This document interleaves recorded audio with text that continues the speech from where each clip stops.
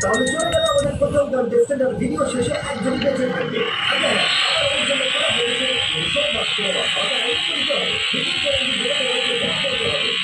আমরা আজকে বাইক চালাবো উড়াধুরা।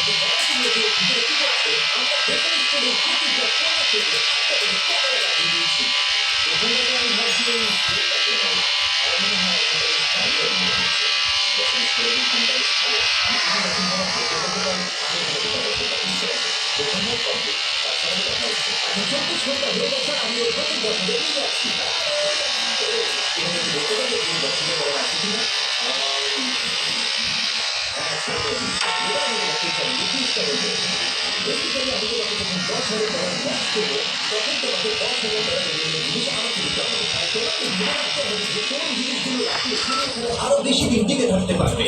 ও ওয়াও।